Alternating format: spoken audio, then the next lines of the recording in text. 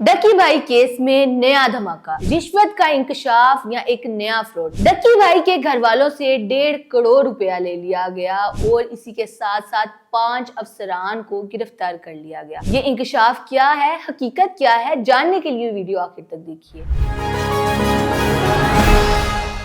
अस्सलामुअलैकुम जी, पाकिस्तान खबर टीवी के साथ मैं हूं आपकी मेजबान फारिया भट्ट। नाज़रीन, आज हम बात करने जा रहे हैं उस केस के बारे में जिसने पूरे पाकिस्तान के यूट्यूब और डिजिटल कम्युनिटी को हिला कर रख दिया है। जी हां, मैं बात कर रही हूं डक्की भाई केस की, मगर अब इस केस ने एक नया और चौंका देने वाला मोड़ ले लिया है।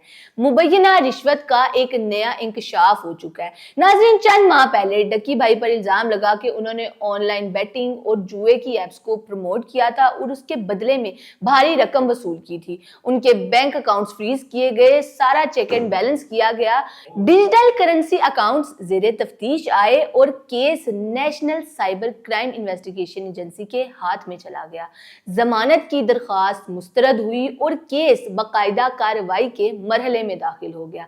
लेकिन अब कहानी यहां से दिलचस्प हो जाती है, क्योंकि जराये के मुताबिक इस केस के तफ्तीशी ऑफिसर एडिशनल डायरेक्टर शुएब रियाज पर 1.5 करोड़ रुपए रिश्वत लेने का इल्जाम आयद हो चुका है।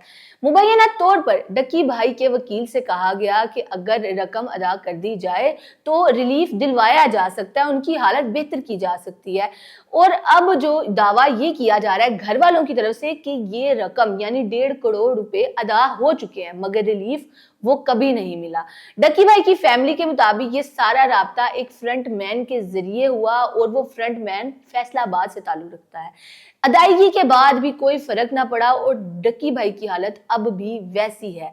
इन्वेस्टिगेशन एजेंसी ने मौकफ दिया है कि तमाम तहकीकात कानून के मुताबिक हो रही हैं। अगर किसी अफसर के खिलाफ इल्जाम साबित हुआ तो अंदरूनी इंक्वायरी शुरू की जाएगी, लेकिन इसके बाद मिलिट्री इंटेलिजेंस ने अपनी कार्रवाई शुरू कर दी थी। और जब कार्रवाई में देखा गया कि बड़े बड़े सर्कल जो हैं, जो बड़े बड़े शहर हैं, जैसे कि लाहौर है, इस्लामाबाद है, फैसलाबाद है, ये तमाम जो कम्युनिटी है, बड़े बड़े शहर हैं, ये असल में इन बड़े बड़े यूट्यूबर्स और इन बड़ी बड़ी शख्सियात के ऊपर केस फाइल करते हैं।